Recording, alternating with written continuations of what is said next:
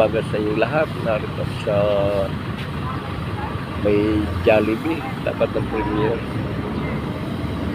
Meron doong tao na stress para raw nagbabalak tumalon. Yun, yung binabantayan ng pulis.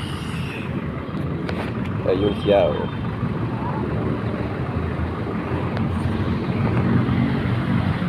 Naroon siya sa overpass.